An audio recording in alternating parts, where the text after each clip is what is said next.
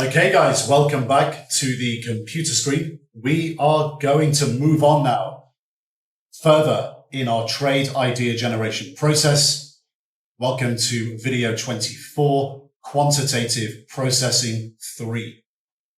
So we're getting pretty deep now into the PTM video series, and I think it's about time now that we introduce you to the quantitative and qualitative dashboard. So if you recall, in the first part of the PTM video series, when we got to the end of the first part with our macroeconomics and our leading indicators, we ended up with a very comprehensive leading indicator dashboard, or a macroeconomic dashboard. In the second part of the video series, we are working on microeconomics, bottom-up processing. And this dashboard is the quantitative and qualitative dashboard. Taken together, our macroeconomics and our microeconomics dashboard create an overall trade idea generation process. So when you put these two dashboards together, this is your key to the entire trade idea generation process. Now, on the left-hand side, we have our most important first step quantitative sector filtering metrics. So if you recall from the previous couple of videos, we have market capitalization, earnings growth, revenue growth, and price earnings ratio. In this video, we're going to be having a look at PEG ratio. We're also going to be looking at enterprise value, EBIT and EBITDA, EV over EBIT, and EV over EBITDA. This, on the left-hand side, is the area that is our first step in the bottom-up microeconomic quantitative section of the trade idea generation process. In the middle of the dashboard, you will see other quantitative metrics, and these are all financial measures of a company that we look to as traders and portfolio managers if it's required to do further work if we can't find our answers in the first step. Third, on the right-hand side of the dashboard, you will see the qualitative area of the dashboard. So we have three areas. Our first step, quantitative filtering metrics, our other quantitative metrics that we look to do further work if it's required. And then we have our qualitative assessment, which involves looking at a company's key performance indicators. Now, it's very important that we define these areas of the dashboard as to whether they are forward-looking metrics or backwards-looking metrics. In the first step of the quantitative process, our most important measures are the forward-looking measures.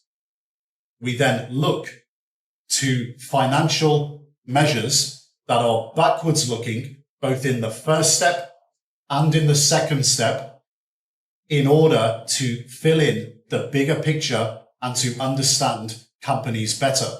So we're learning more about the companies and getting more information about a stock. And in the third section, the qualitative section, we have both backwards and forward-looking KPIs that are unique to the company and to the sector. But without question, the perspective that you should be coming from all the time is that forward-looking metrics are the most important for making trading decisions, and our backwards-looking metrics are essentially information to help us fill in the bigger picture to simply understand companies and stocks better. So you're going to become very familiar with the quantitative and qualitative dashboard and the processes that we go through as we make progress through the PTM video series. So don't worry about it too much at the moment. This is just a visual introduction of what we've looked at so far in the trade idea generation process within micro and where we are heading in the rest of the PTM video series. Now, as mentioned, we are going to be looking in this video at PEG ratio. And unfortunately, or fortunately, depending on which way you look at it, it's unfortunate for people who think this way, but fortunate for those that don't. A PEG ratio is as misinterpreted as PE ratio by many individuals in the market. A PEG ratio is simply a valuation metric that's built on the standard PE ratio, and it's calculated by dividing forward PE by forward earnings growth. And we take the current year, which is still forward looking, and the following year. So it's worked out firstly as PE, so the stock price live in the market right now, divided by forward earnings per share, and then divided by forward earnings per share percentage growth. So forward, e.g., forward earnings growth. Now, in conventional or traditional academic finance theory, we've already seen this in previous videos when we talked about price earnings ratio. In traditional academic finance theory, they will tell you high PE translates into the word expensive, which is implying that a stock or a company is overvalued. And what would be the implied action on that? It would be to sell a long position or go short. In traditional academic finance theory, a low PE translates into the word cheap, which implies a company or a stock is undervalued. And what does that translate into? What action does it translate into? It implies to initiate a long position or cover a short position, meaning you buy the stock. Similarly, because PEG is worked out as PE over the EPS growth rate over e.g. the earnings growth percentage. So similarly with PEG ratio, a high PEG and a low PEG supposedly translates into expensive and cheap respectively. Nonsense. Tear up your university finance theory textbooks. Academic finance says that a PEG below 1 means cheap and a PEG above 1 means expensive. As you should know by now, academic finance theory is nonsense. Tear up your university textbooks. It's complete bullshit. Cheap and expensive means nothing for traders. Something can stay cheap forever and something can stay expensive forever. From the context of a PEG ratio, well, a PEG ratio, what does it represent? It represents the price the market is willing to pay for a company's forecasted earnings per share percentage growth. Similar to the PE ratio, there is no such thing as cheap and expensive. A PEG ratio can stay the same while a stock rises and falls. So let's have a look at an example here. Let's have a look at a stock that we've just called stock A. The stock price currently live in the market is $10 per share. The forward EPS is $1 per share. Therefore, the price earnings ratio is 10 times earnings, a PE ratio of 10. The EPS growth, forward EPS growth, is 20%. So what's the PEG ratio? It's 10 divided by 20, which gives us 0.5. Now we can use the PEG formula to work out some other very interesting and important information when we wish to do so.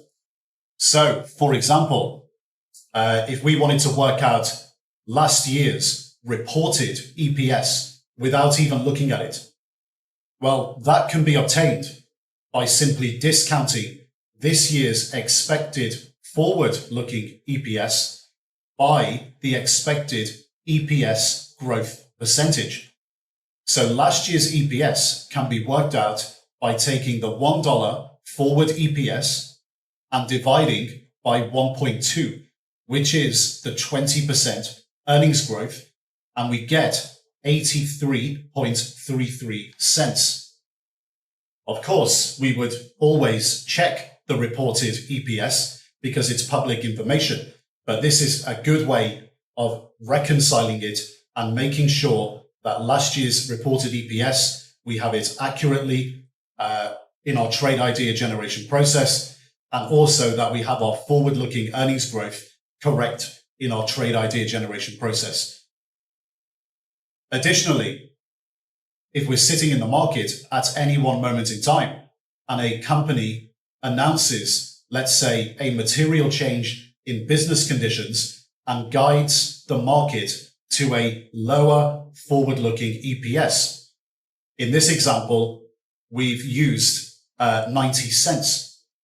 So let's say in this example, the company that was previously expecting forward EPS of $1, they cite a material change in business conditions and they guide lower to 90 cents.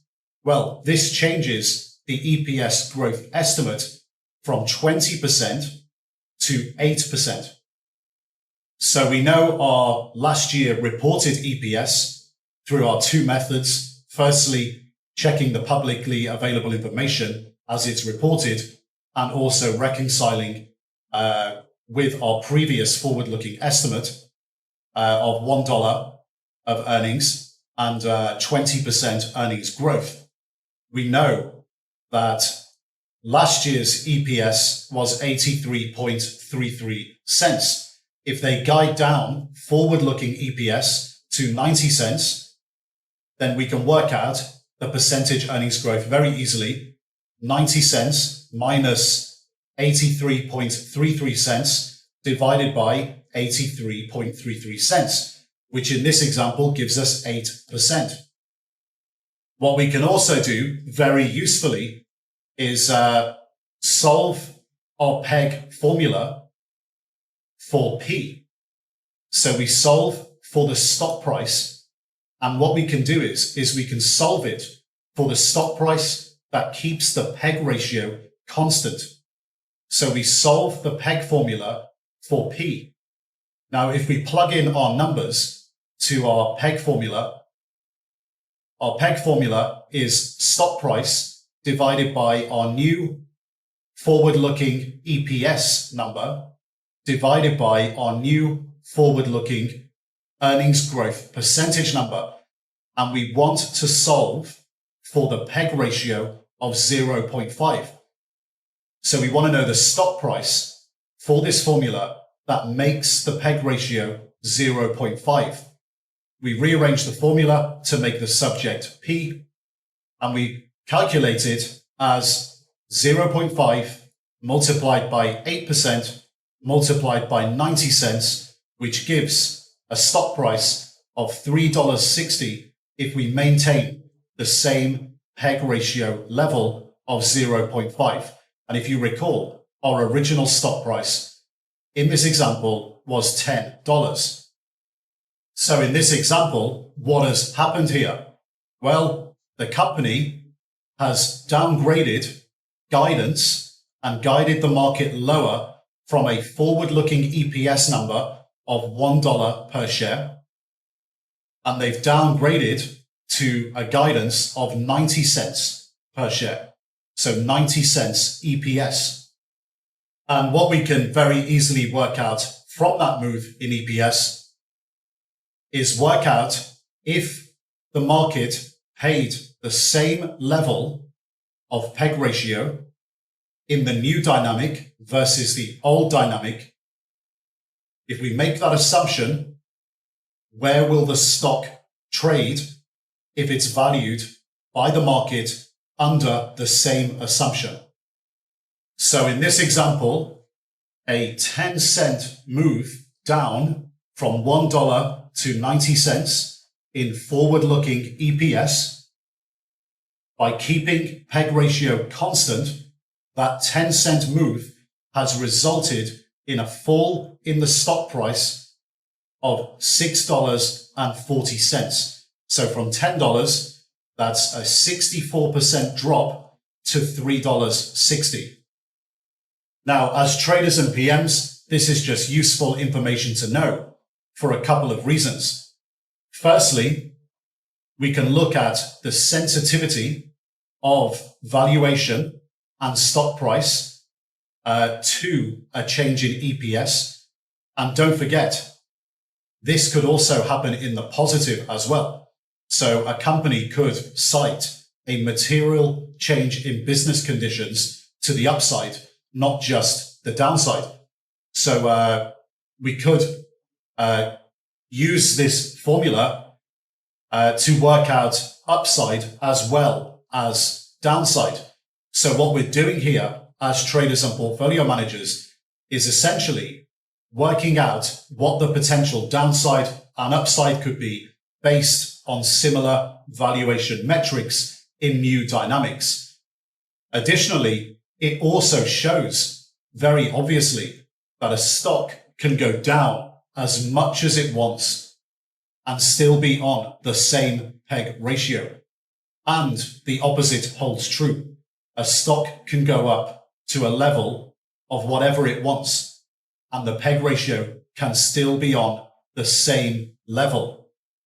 So always, always, always remember, a stock can go from any price to its lowest price possible and still maintain the same PEG ratio.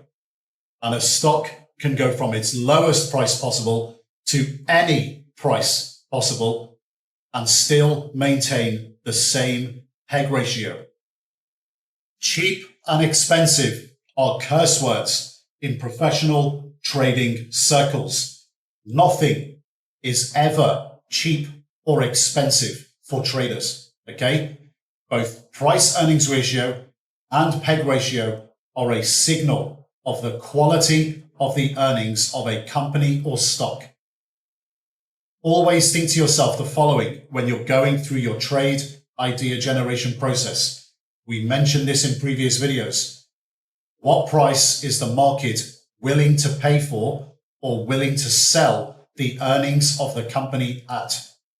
There must be a reason why a positive outlier trades on a premium to the sector, and a reason why this negative outlier trades on a discount to the sector.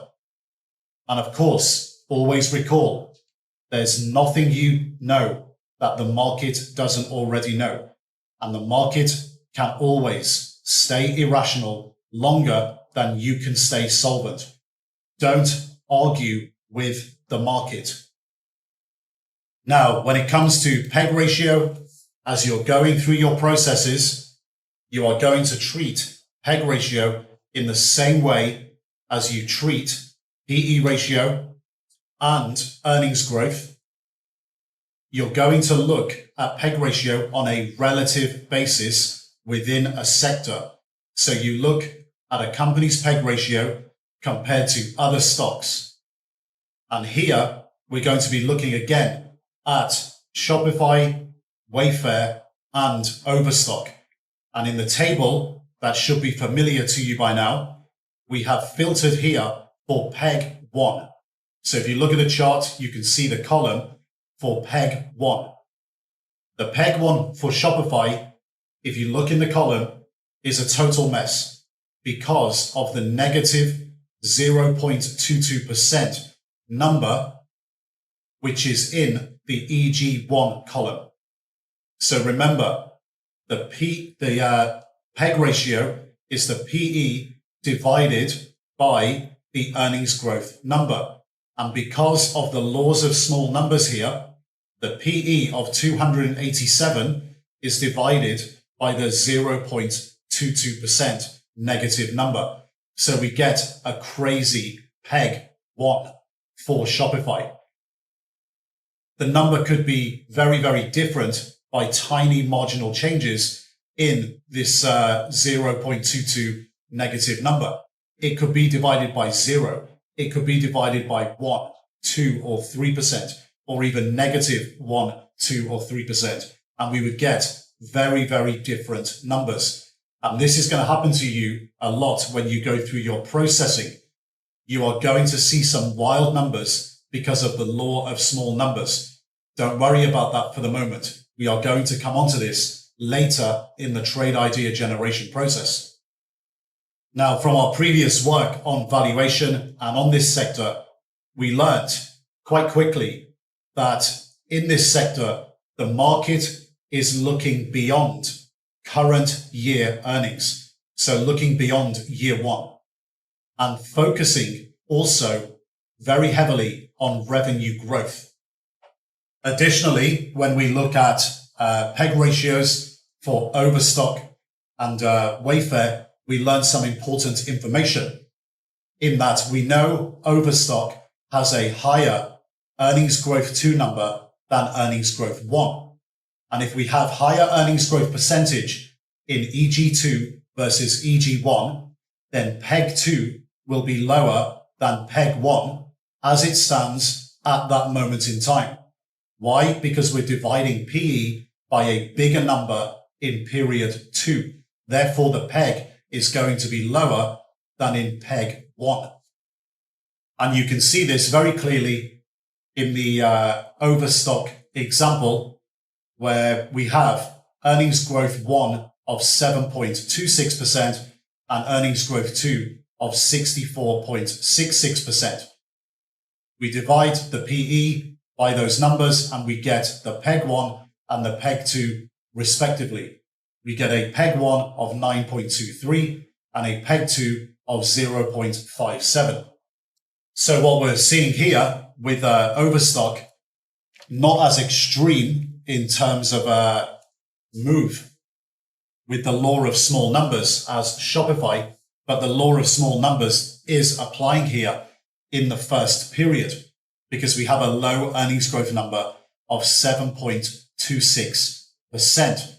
So if we divide that 67 PE by 7.26% earnings growth, we just get a high number, 9.23. A small change in that, perhaps if we divide it by, say, 12, would see the PEG come down by quite a lot. But that earnings growth would be a very small difference in EPS. So if we divide it by 12, for example, instead of 7.26, it would come out at around 5.5. And because the earnings growth is jumping by quite a lot from 7% to around 64, 65%, we have a much lower PEG ratio for PEG 2 versus PEG 1. Now, in the example of Wayfair, for earnings growth 1 and 2, we do have in period 2 a much higher level of earnings growth than in EG1. So EG2 comes in at just under 152% earnings growth, but we're coming from a negative position. So the PEG 1 is going to be a negative PEG, and the PEG 2 is going to be a positive PEG. So the PEG 2 is not going to be lower in this situation because we're coming from a negative level.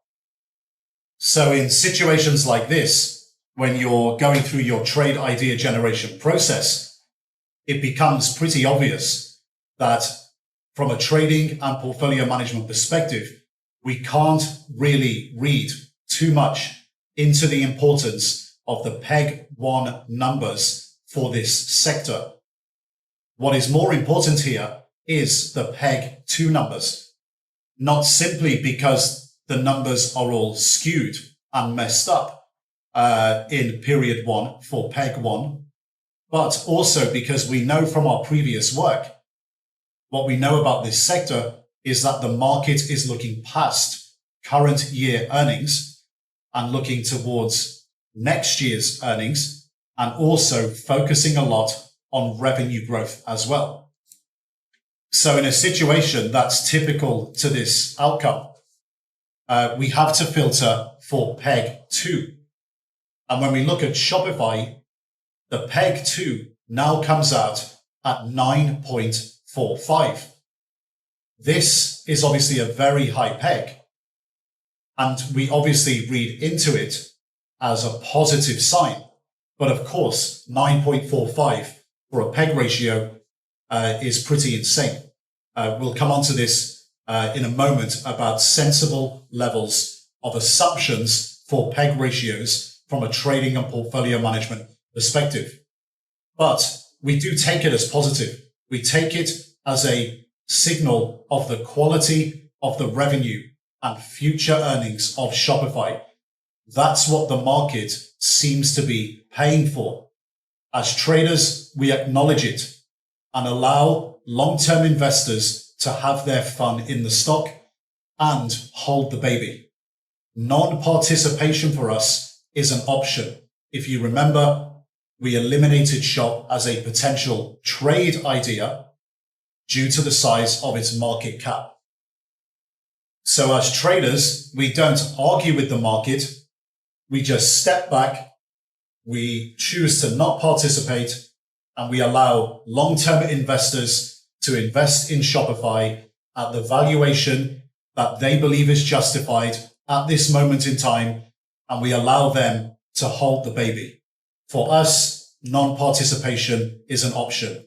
And for the record, later in the trade idea generation process, we will further explain why very high market cap stocks are eliminated from a trader's process. Now, if we look at Wayfair and Overstock on a peg 2 basis, Wayfair has a peg 2 of 0.42 and Overstock has a peg 2 of 0.57. Now, we initially firstly interpret this in a negative manner for Overstock, for example, because we ask ourselves the question, why? What's the reason? There must be a reason. Is the market willing to sell the quality of the 2022 earnings growth? However, we also acknowledge that the stock is trading now and trades every day. So there may be an expectation of period 2 already in period 1 and in the stock price. So we acknowledge that there is a conflict here in the numbers, in that Overstock's peg 1 is 9.23. So in a situation like this, we can revert to our solve for P formula. So we can work out for the peg to remain the same in 2022 versus 2021, what does the stock price come out as?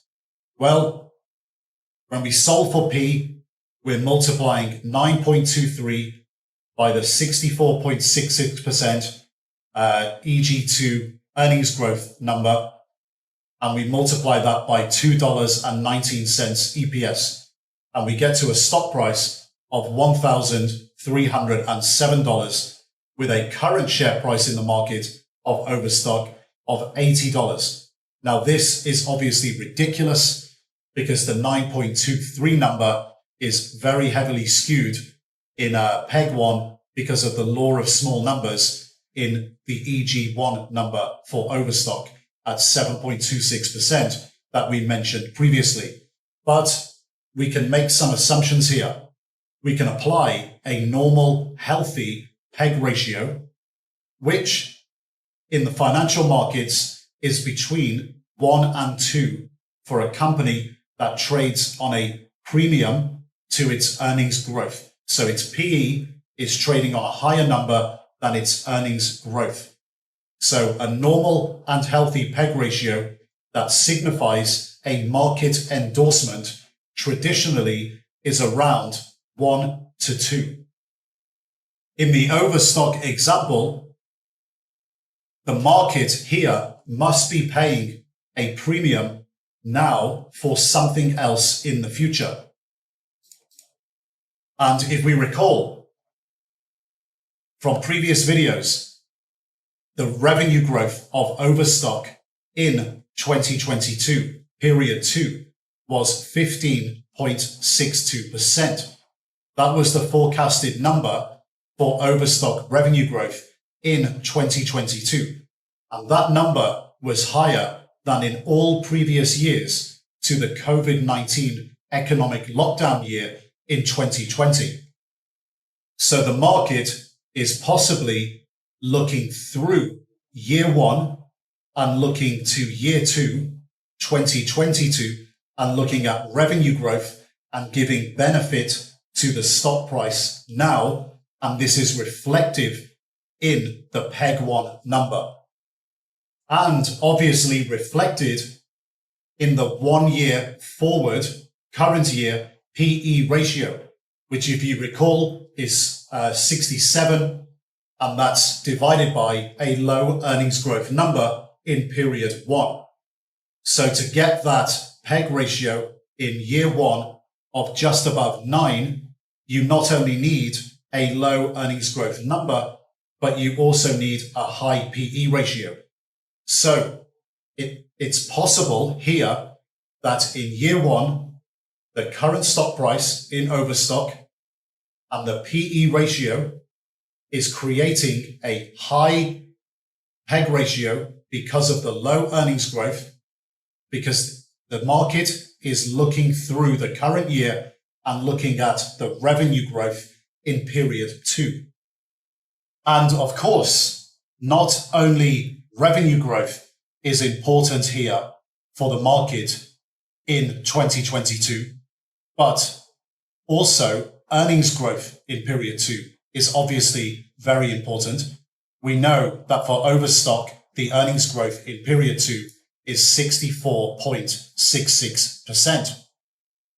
So if we make the assumption that PE ratio and PEG ratio in 2021 in period 1 is somewhat reflective of what is occurring in period 2 with revenue growth of 15.62% and earnings growth of 64.66%, we can make an assumption here of the market potentially rewarding Overstock if they deliver on these numbers in period 2 by putting the stock on a PEG ratio of 1.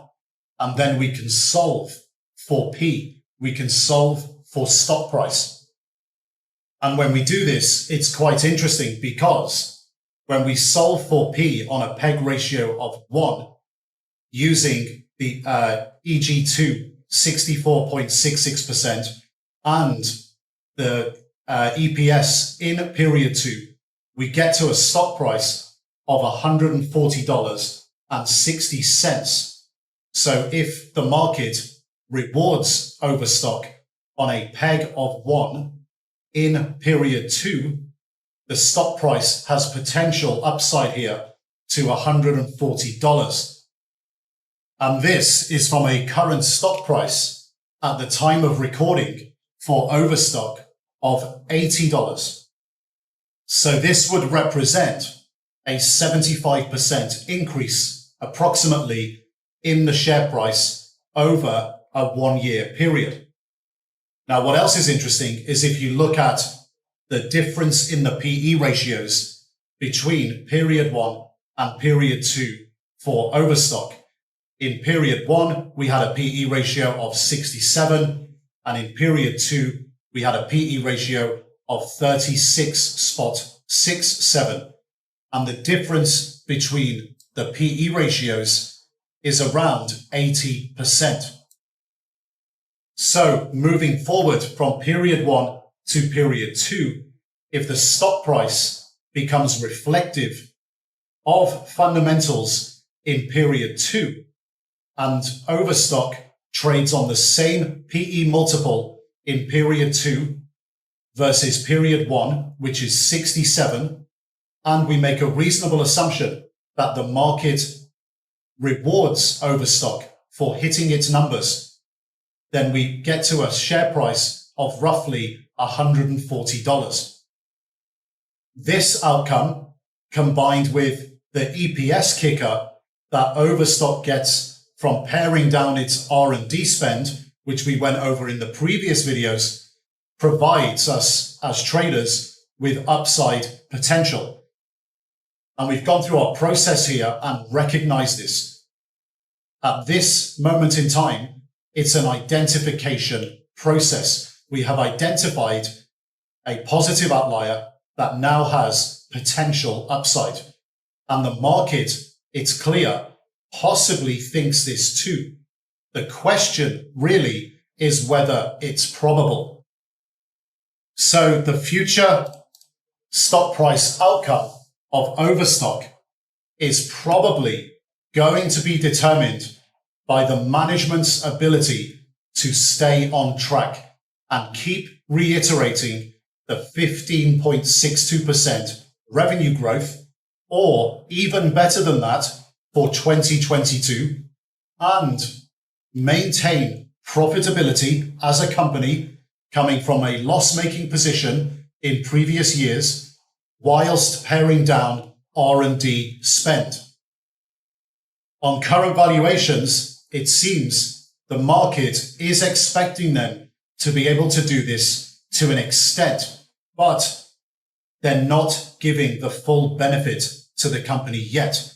They need to deliver. So on current valuations, the PE is reflective, the high PE of 67 now is reflective of an expectation from the market that they're going to be able to deliver to an extent.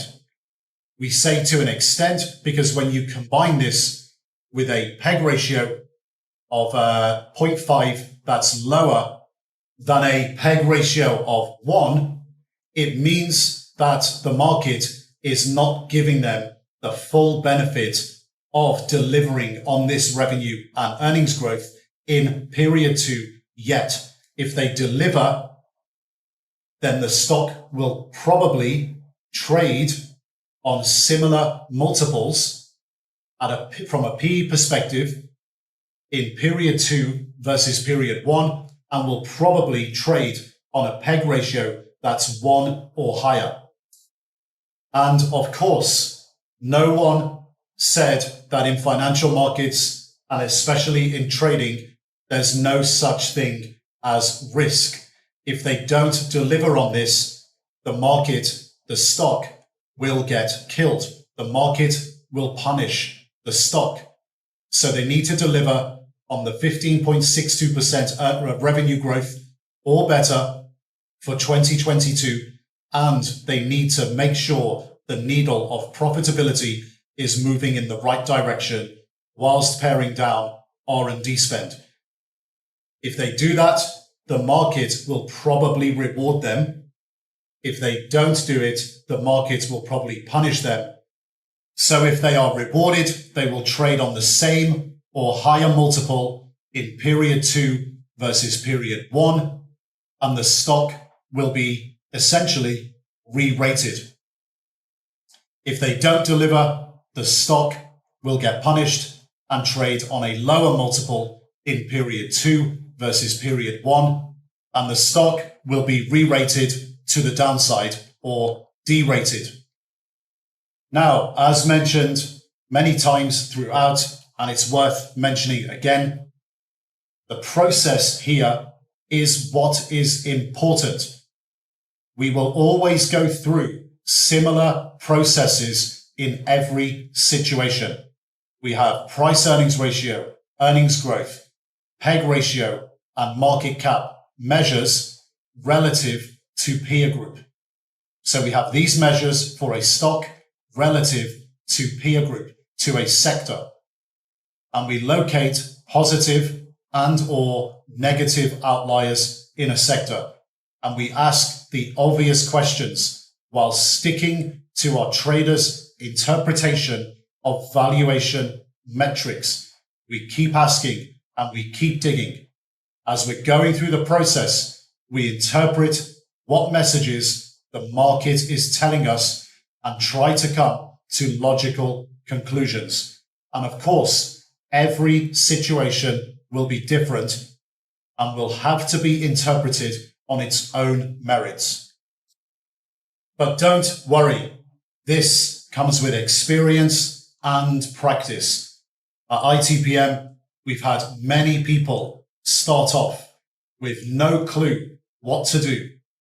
And within 3 to 6 months, they know how to interpret things properly in pretty much all situations.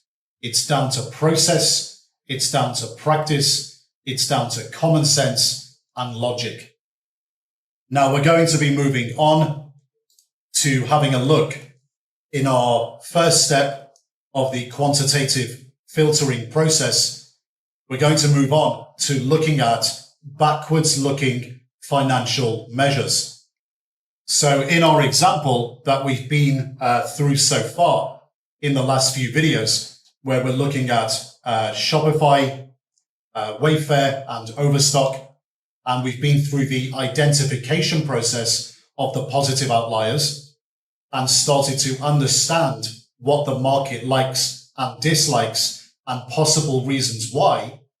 This next step is what you would start doing if you wanted to take it further and start learning all of the past information of, for example, Overstock, and start looking at it in comparison to, say, Shopify and Wayfair and even other stocks in the sector.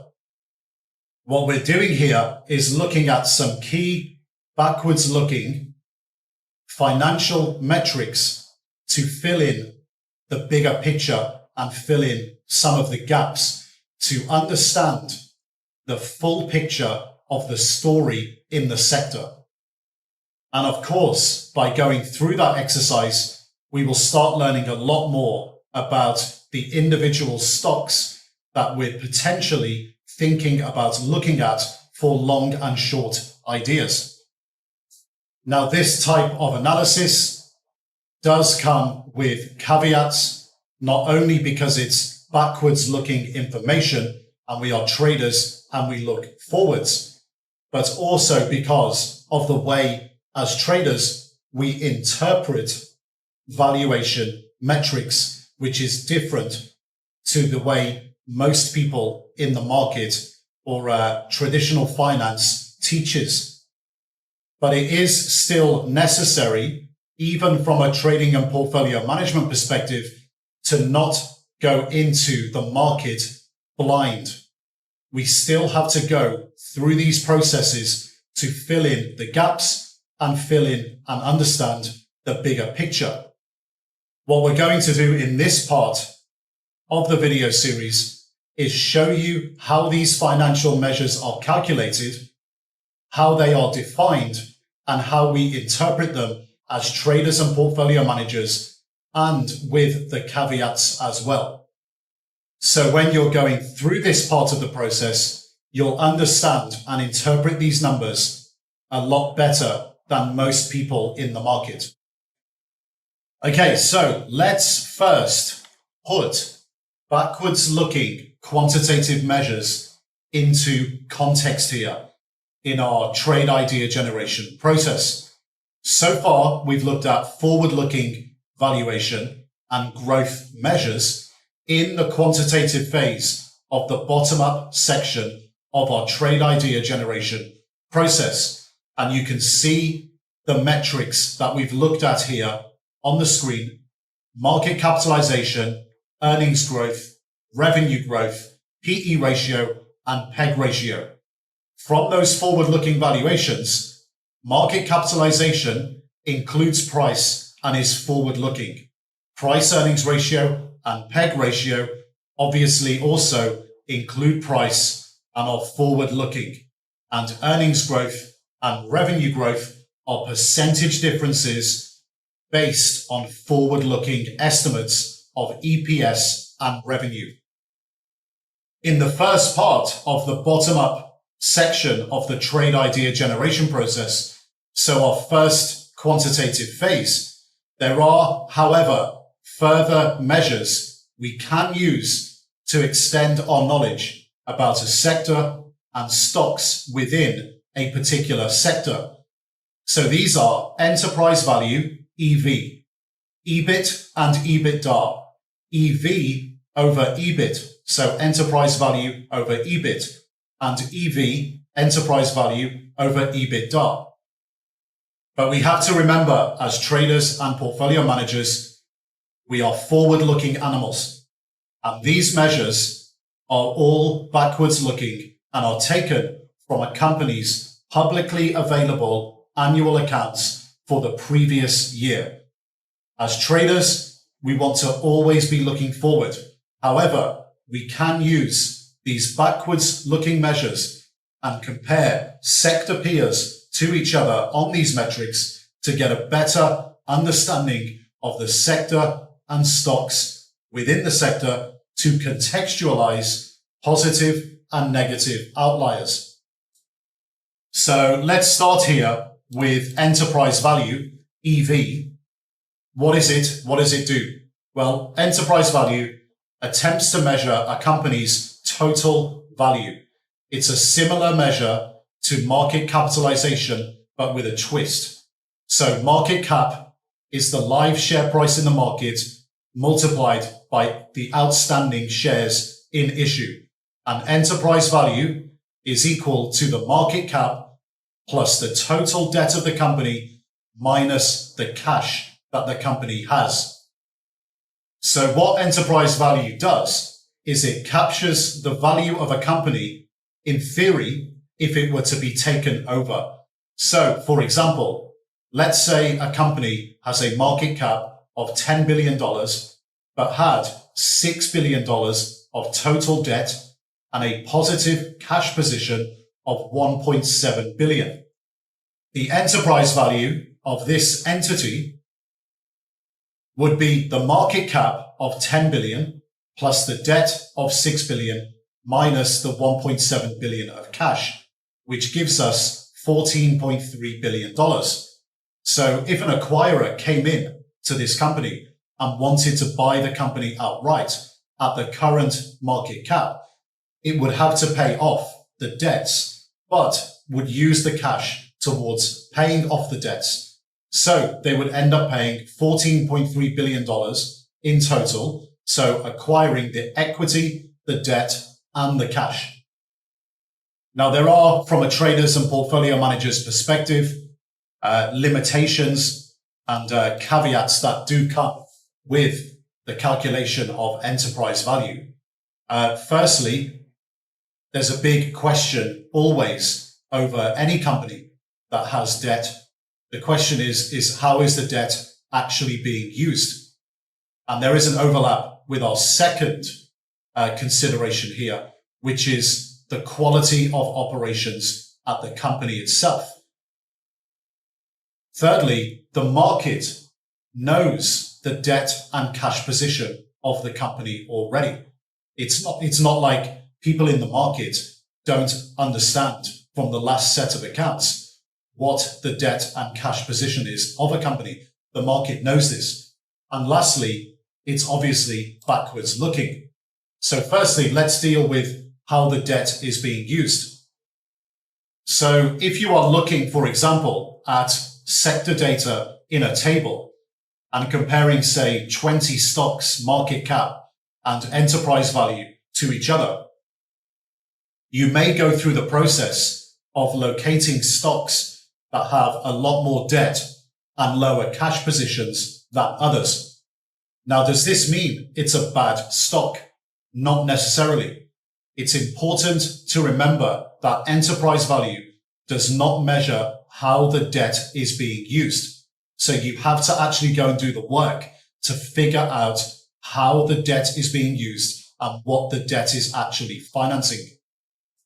If, for example, the debt is being used to fund highly profitable current and future operations and very efficient operations, then you're probably going to see this reflected in the market cap of the stock already, because the market looks forwards, not backwards.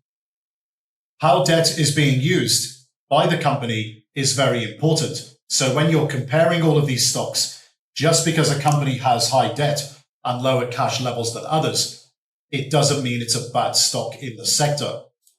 So the quality of operations at the company really matters. Simply looking at the EV of a stock and comparing it to another stock's EV may not add any value to our analysis if we're already using market cap. The question is it really going to tell us anything new other than a statement of where it is? A relative EV appraisal must be done within the context of the quality of the operations at the companies. So if you haven't analyzed the operations, you can't deduce whether enterprise value is a positive or a negative for a stock relative to other stocks. So when you're going through your process of analyzing EV on a relative basis, you must bear this in mind. You have to learn the operations themselves. And there's many measures of the quality of operations, and it's totally dependent on the sector that you're in. Now, this comes later in the trade idea generation process in the PTM video series with our qualitative analysis and key performance indicators. Now, additionally, with enterprise value, we have to understand as traders that the market obviously knows the debt and cash position of the company already. The market really isn't that stupid.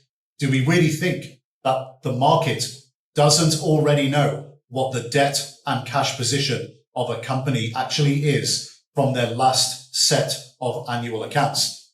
When we look at market capitalization, it's simply the price that the collective market is willing to pay for the entire company, given all available information. So market cap is therefore a function of every consideration already, including the debt of the company, the cash position of the company, and the quality of the operations. Now, we as traders are by no means believers in efficient market hypothesis. So the idea that a company's stock price is a function of perfect information. We would not be traders if this were true, or if we believed that this was true. However, it's pretty obvious that the collective market can't be dumb enough to not already know the outstanding debt and cash position of a company in its last set of publicly available accounts.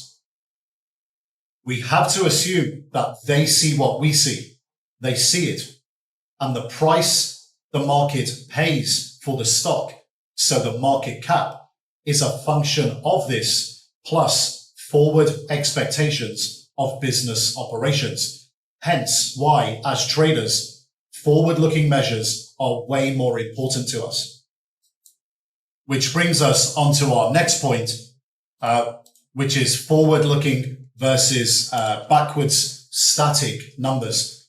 So forwards-looking dynamic numbers versus backwards-looking static accounting numbers. So in the EV calculation, the market cap number is the dynamic number within the calculation, and it's changing every microsecond based on forward-looking expectations. The debt and the cash position numbers within the EV calculation are static to the point of the company's last annual or quarterly update. A company can take on more debt or pare down debt, plus the cash position could change. In the last set of accounts, for example, it may state a particular number for debt or cash, but this can be meaningless if the company, for example, is providing guidance that they intend to eliminate a lot of debt and make, say, business disposals in the next 1 to 2 years to pay off a lot of debt. So in this situation, for example, this would now become a forward-looking qualitative measure and will likely get reflected in the market cap at some point well before the financial statements are updated. So with these limitations, the obvious question is why as traders would we even look at enterprise value? Well, it's a good question, but it's for context. we want to have a look at the landscape of a sector and look at the EV numbers, which include our market cap plus debt plus cash position of every company relative to each other, just to understand what the landscape is. Additionally, we can use enterprise value and our other backwards-looking financial metrics as either supporting or non-supporting evidence, so either confirming or non-confirming evidence of our valuation multiples like price-earnings ratio and PEG ratio. So, for example, when we work out enterprise value across an entire sector and we're looking at a positive outlier that has a high PE and a good high PEG ratio, forwards looking in our valuations, if we then look at market cap and enterprise value, and we see that there's not much difference between enterprise value and market cap, it may mean that the company has low debt levels and fairly strong cash position, which could be a driver or supporting evidence of the high PE multiple and the high PEG ratio relative to other stocks in the sector.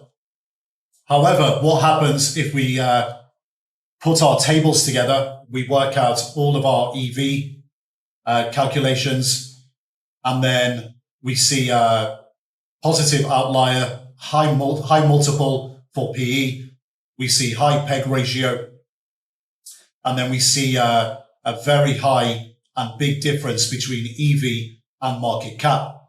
Well, that just means that the company has got like large debt levels and possibly low cash levels. And this would be non-supporting or non-confirmation for our high multiple PE and our high PEG ratio. So this would be conflicting information. And of course, in either case, we always take it to the next stage and we put it in the context of the quality of the operations. But in that situation, as traders and portfolio managers, we still interpret the high multiple PE ratio and the high PEG ratio in that the market must be paying for something else at the company. And in that situation, it's highly likely that it's to do with the quality of the operations. The key point to take away here is that it's part of the process and we follow the process, and it's repeatable for all sectors throughout time. And we go through this part of the process as the first part of the trade idea generation bottom up section of the overall process in order to get context. So when we look at valuation, we either see confirming or non-confirming information, and then we ask further questions and we continue our further lines of inquiry. By going through these processes, we are information gathering, we are learning more information about the sector and stocks and understanding the context of each stock within the sector relative to its peer group. The more information we have, the better understanding we're going to have about a particular sector and stocks within the sector, as long as we interpret the numbers correctly and continue logical lines of inquiry and ask the right and obvious questions. Next up in our backwards looking financial measures is EBIT and EBITDA. Now, the difference between EBIT and EBITDA is that depreciation and amortization have been added back to earnings in EBITDA while they're not added back to EBIT. So the definition of EBIT is earnings before interest and taxes, and the definition of EBITDA is earnings before interest, taxes, depreciation, and amortization. And EBIT is net earnings plus interest expense plus tax expense. And EBITDA is net earnings plus interest expense plus tax expense plus depreciation plus amortization in the financial accounts. Now, EBIT is often referred to as operating income. So the company's earnings prior to paying interest to creditors and taxes to the IRS on those earnings. And with EBITDA, that is operating income with depreciation and amortization added back to profits. Now we have to be careful with these measures and understand that these measures are contextual to sectors that we're looking at. So EBITDA, for example, since depreciation isn't captured by EBITDA, it can lead to profit distortions for companies that have a sizable amount of fixed assets and subsequently substantial depreciation expenses. The larger the depreciation expense, the more it's going to boost the measure of EBITDA. So there are limitations to this, and everything has to be contextual to the sector that we're looking at. Both measures have limitations, but let's see what it looks like first to understand the picture a little better. So we have on the screen here the financial statements for 2018 and 2019 for a random company. And if you look on the left-hand side, we're looking at calculating here the EBIT. So EBIT is net earnings plus interest expense plus tax expense. So net earnings for this company are 39,860 million. The interest expense is 500 million and the taxes are 15,501 million. So we add all of these together. So from the net earnings number, we are adding back the interest expense and the taxes to get to 55,861 million EBIT. If you look on the right-hand side, we have the same financial statements, but this time to get to EBITDA, we are adding on to EBIT depreciation and amortization. And you can see in the set of accounts on the right-hand side and even on the left-hand side, it's the same set of accounts.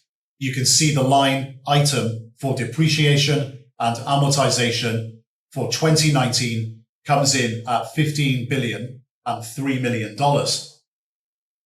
So we add this onto our EBIT calculation to get EBITDA of $70,864 million.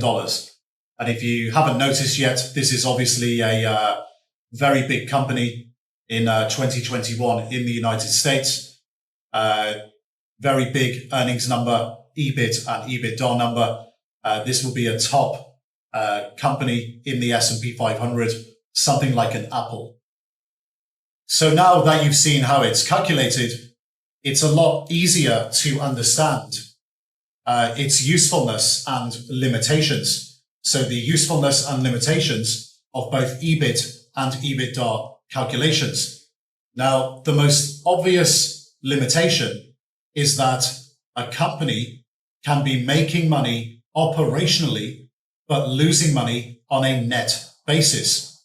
At the end of the day, guys, interest expenses, taxes, depreciation, and amortization are real things. And if a company can't make money on a net basis, who really cares if they are operationally profitable? So we have to be really careful here when analyzing EBIT and EBITDA. And of course, when we analyze any stock in a sector and a stock relative to other stocks in the sector, there's obviously many things in the financial statements to consider. So like, for example, in our Shopify and Overstock example with their R&D spend. R&D spend is obviously an important factor for these stocks and that sector. And we could even add R&D spend back to earnings too. We can theoretically keep adding everything back till we get back to just revenue, but that wouldn't be a useful exercise for us. The usefulness of EBIT and EBITDA measures tends to be highly dependent on which sectors we are looking at. So, for example, EBIT is a more useful measure of operational performance in the oil and gas sector, mining sector, manufacturing and infrastructure sectors than, for example, the service sector. So highly capital intensive industries. Why? Because they have very large D&A numbers, very large depreciation and amortization numbers. So when those get added back in, the EBITDA number flatters the operational performance of the company. So EBIT is a much better measure or more useful measure for operational performance in those sectors. EBITDA is a more useful measure, or tends to be a more useful measure than EBIT in industries with a low capital expenditure, so low capex. The D&A numbers are very small in these sectors, even non-existent. So here, it's a good measure for cash flow. So with EBIT and EBITDA, we can compare companies in the same sector to figure out which ones have struggled in the past operationally versus those that have excelled operationally. And we can then identify the reasons why later in our trade idea generation process. So we look at the qualitative elements that drive the operational performance later. And then we put this into context as supporting or non-supporting evidence of our valuation multiples, price earnings ratio, and PEG ratio. Now, let's have a look at our backwards looking financial ratios for valuation, EV over EBIT and EV over EBITDA. And these calculations are very straightforward based on calculations that we've looked at before. EV over EBIT is enterprise value over earnings before interest and taxes. And EV over EBITDA is enterprise value over earnings before interest, taxes, depreciation, and amortization. And don't forget, it's important to remember that enterprise value includes market capitalization plus total debt minus cash.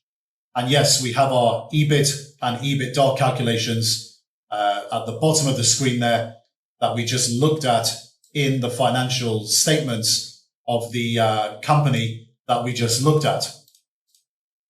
So with these valuation metrics, these ratios, we have to be, again, very careful as traders and portfolio managers how we interpret them.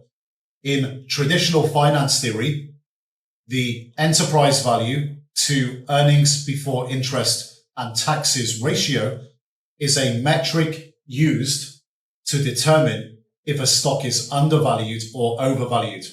And we put those words in quotations.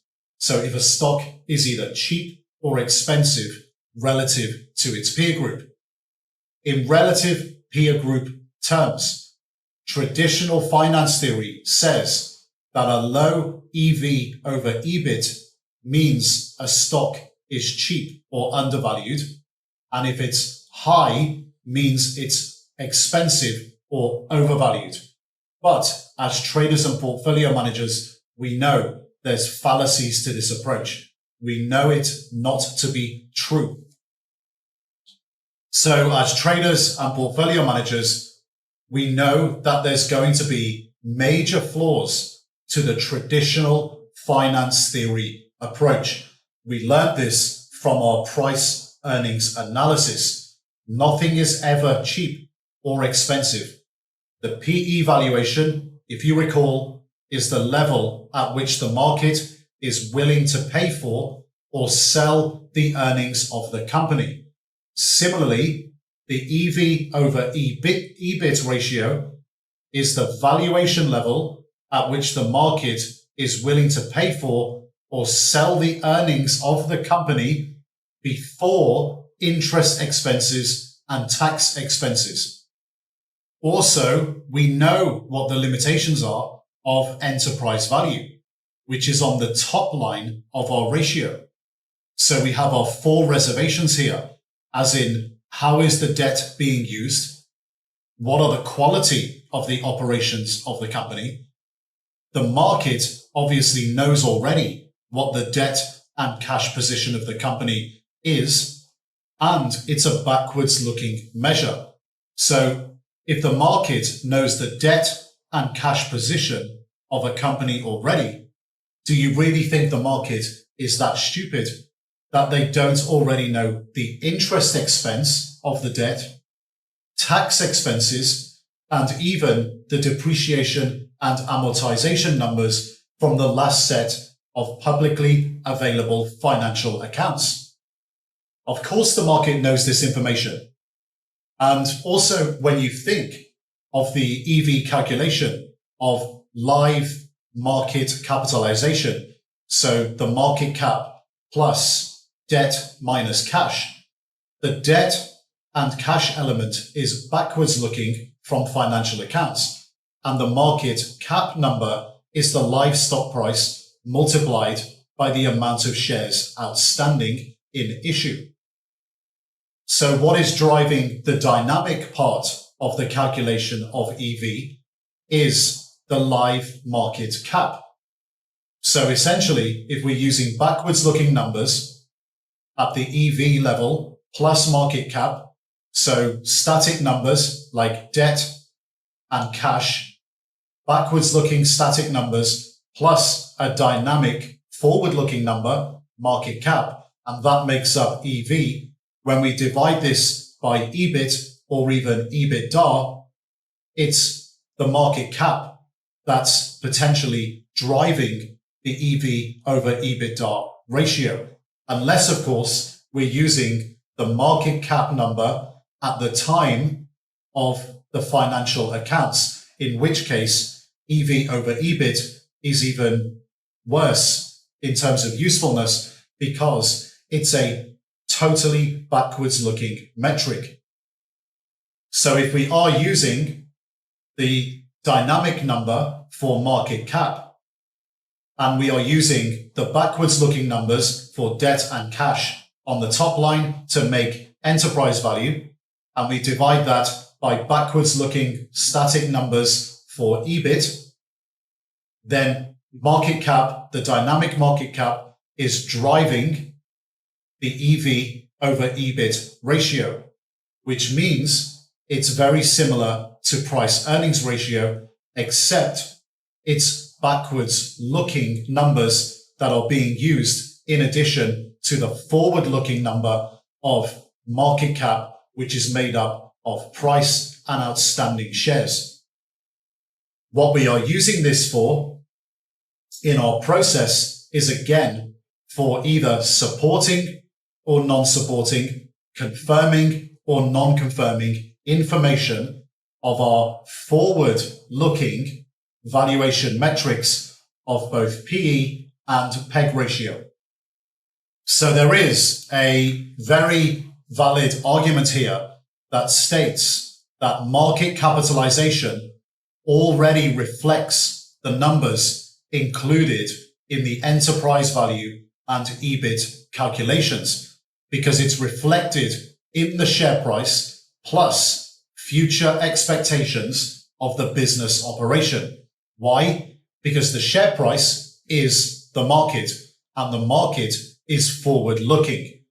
Now, traditional finance theory would have you believe that enterprise value, EBIT, and EBITDA numbers matter more than price and or forward earnings, because the information for EV, EBIT, and EBITDA is already reported information. It's real, it's tangible, and yes, it's true that reported information like enterprise value, EBIT, and EBITDA numbers that have and include backwards-looking static information is real and tangible. But we are forward-looking traders. We are looking for edge, and we trade on expectation of opportunity. The real question for us as traders is whether enterprise value over EBIT or enterprise value over EBITDA, for example, so the information adds anything incremental to our forward PE measures, so our valuation measures of our expected future in a stock. Similarly, the same arguments apply to enterprise value over EBITDA calculations as above with EBIT, so EV over EBIT. But we have even more reservations. With EV over EBITDA, we are simply adding back depreciation and amortization to EBIT to get a higher profit number.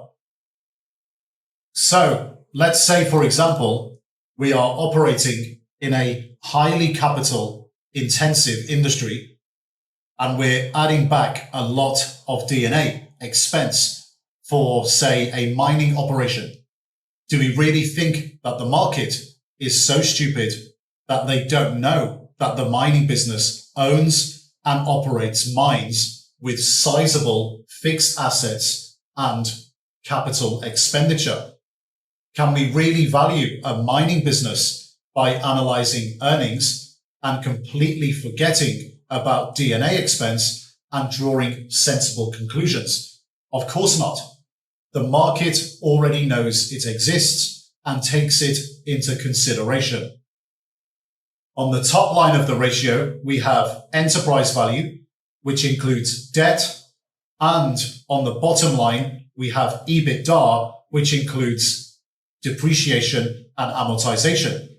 But the debt for the company has probably been used to buy the equipment that creates the actual depreciation and amortization.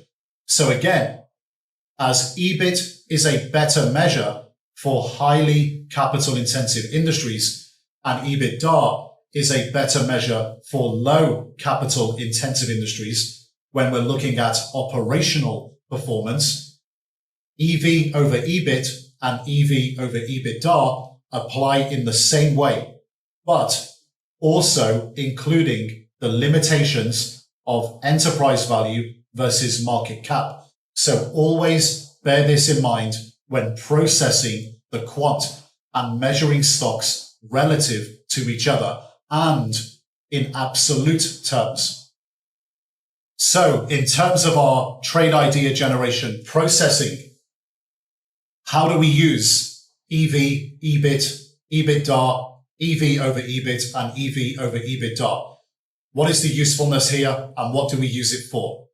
Well, in our trade idea generation processing, we can of course add columns to our spreadsheets to include EV, EBIT, EBITDA, and EV over EBIT and EV over EBITDA and make comparisons across a sector, so across stocks. However, we have to understand the interpretation properly. We've seen the drawbacks of EV and EBIT and EBITDA, so we have to be very careful with our interpretation. Our starting point in processing is identifying what the market likes and dislikes, then moving on to ask the questions why. Why does the market like a particular stock? Why does the market dislike a particular stock? Why does something trade on a premium? Why does something trade on a discount? What is the justification for the premium? What is the justification for the discount? and we continue with lines of inquiry. So we always start in our table with the following columns: stock price, market cap, EPS last year, last reported EPS, so EPS 0. Forward-looking 1 year EPS, the current year, EPS 1. Next year's EPS, EPS 2. Earnings growth, forward-looking in the first year, the current year, EG 1. Earnings growth in the following year, EG 2. Price earnings ratio, forward-looking, current year, 1, PE 1. PE 2, next year for the second year. PEG 1 for the current year, 1 year forward-looking, the current year, PEG 1. And PEG 2, the PEG ratio for next year.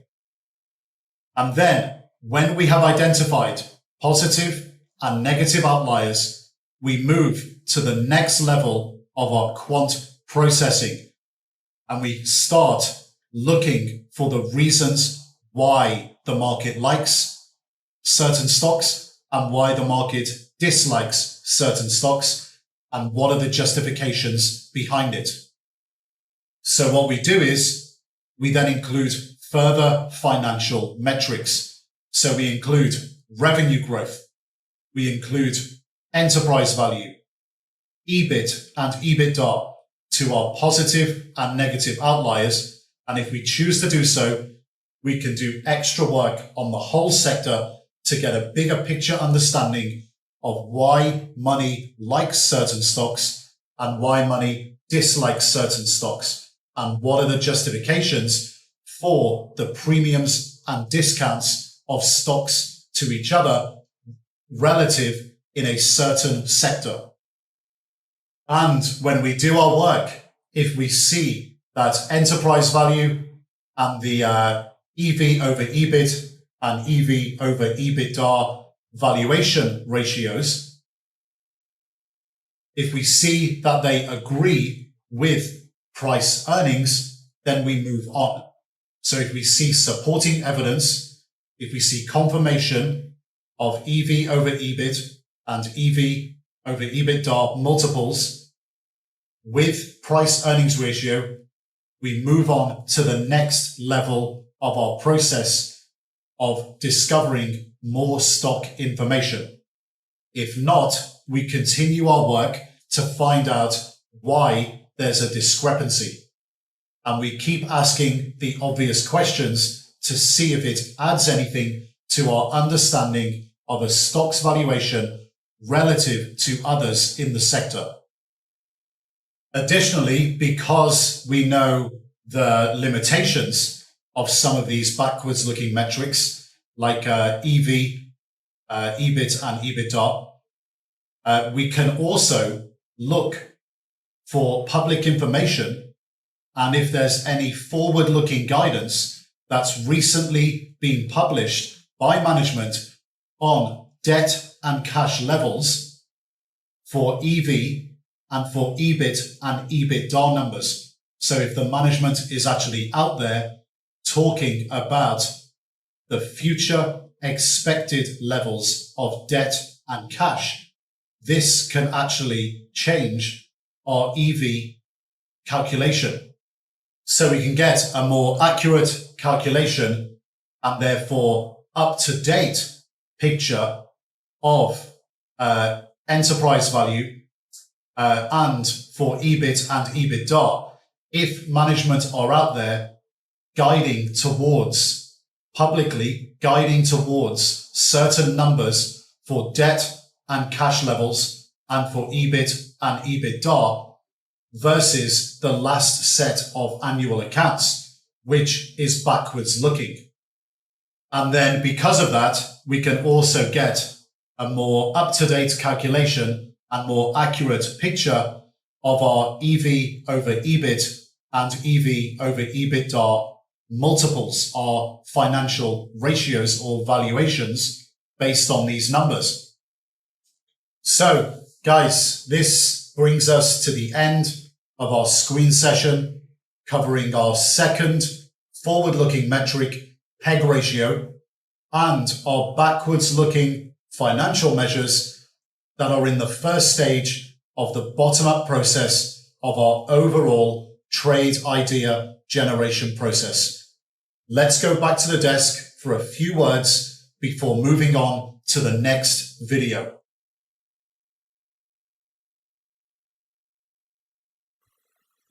Okay guys, so what did we look at there? Well, we looked at PEG ratio, and we also looked at additional accounting metrics that help us in our trade idea generation process in the quant phase. So we looked at the interpretation of PEG ratio, and through our example, you will have also noticed some drawbacks of PEG ratio that we have to watch out for. You're going to encounter this more in further videos in the video series, especially when we get to short ideas. So when we start looking at X growth stocks, turnaround stories, and value traps. So we never ever, of course, forget our interpretation of PEG ratio, but we have to make sure that we don't fall ever into statistical traps where we misinterpret numbers. We have to use common sense all the time throughout the process. So then we moved on from PEG ratio and we looked at our backwards looking accounting metrics, our accounting quants that are backwards looking.